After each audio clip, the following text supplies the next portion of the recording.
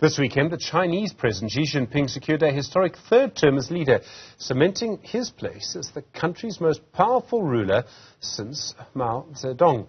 The Communist Party elected Xi, where he also announced a new Politburo Standing Committee, the equivalent of a presidential cabinet. The 7-man Standing Committee includes new and returning members who are all perceived to be close allies of Xi. Well, to talk more about it now, we're joined by Dr. Martyn Davies. He's the MD of Emerging Markets for Deloitte. Dr. Davies, good afternoon to you, and thank you very much indeed for your time.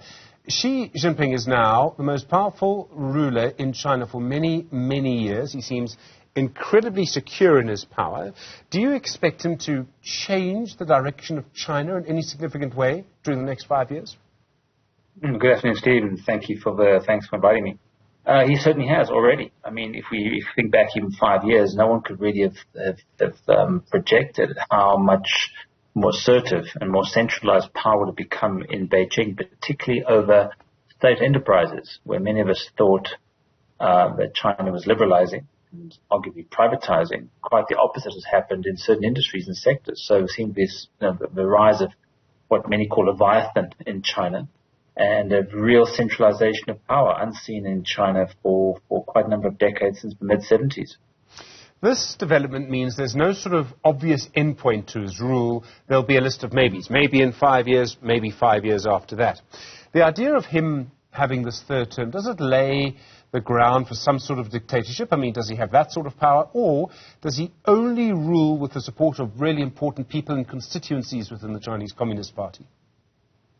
Well, the Chinese Communist Party, Stephen, let's not forget, has, I think, roughly about 90 million members. This is a big organization. And it's, I think that they're certainly having 3 terms, and people are already saying that Xi Jinping will be like Chairman Mao, ruling for life. I don't think so at all. It just merely gives Xi significant power without that end date. There's no end game to his rule.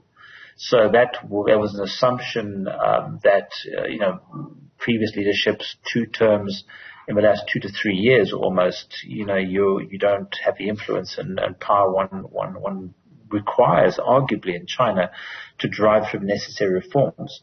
The jury's still out as to how this will play out, but I think it's quite a different China to what we're seeing now to what we projected 5 years ago at the beginning of his second term.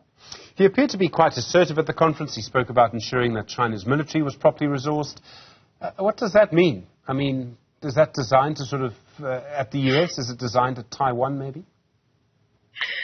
I don't believe there'll be a conflict, just as an aside, across the Taiwan Straits between Taiwan, regarded as a renegade province by the People's Republic of China, and the PRC at all. I think that ultimately, China is an increased, the extent of geopolitics, geoeconomics. China is clearly, in the light of rapid structural decline in the likes of Russia, now and in the near-term future, it's clearly a Washington, D.C., Beijing geopolitical game.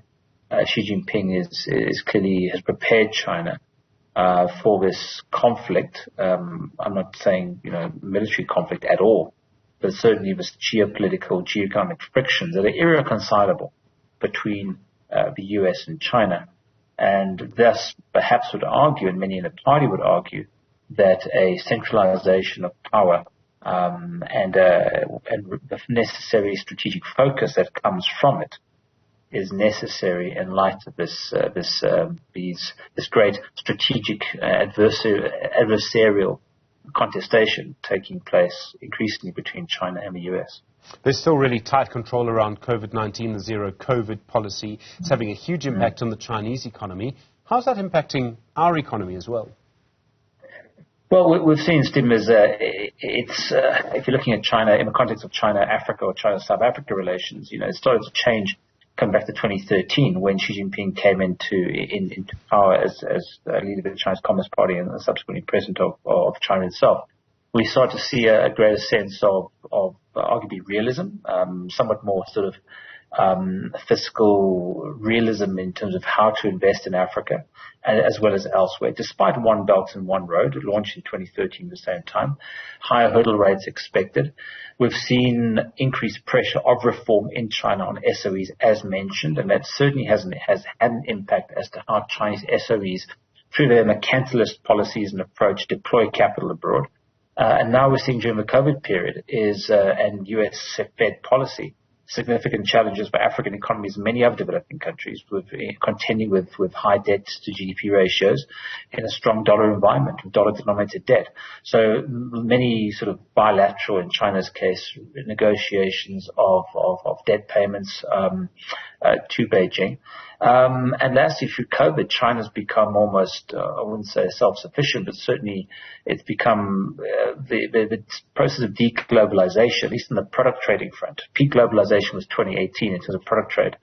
We're seeing almost sort of a bipolar world emerging, Western economies, China and Asian economies in its orbit, and this has been exacerbated by COVID-19. Also, from an outbound tourism perspective, 130 million Chinese tourists a year were traveling out of the country in 2019. That's basically down to very low numbers now, extremely basically nothing. So the tourism impact has been there. China's rebalancing, which is a headwind for commodity prices, and rebalancing towards more services, less fixed asset investment spend going forward. So it's a very complex play as to how this is China's rebalancing, COVID, political change, geoeconomic issues are certainly impacting our relationship with China itself. I think many of these forces are not quite well understood, and certainly, arguably, I would argue, we as a country have not leveraged the China opportunity as anywhere near where we could have over the last 2 decades or so. Thank you. Dr. Martyn Davies, we'll have to leave it there, I'm afraid. Managing Director of Emerging Markets for Deloitte.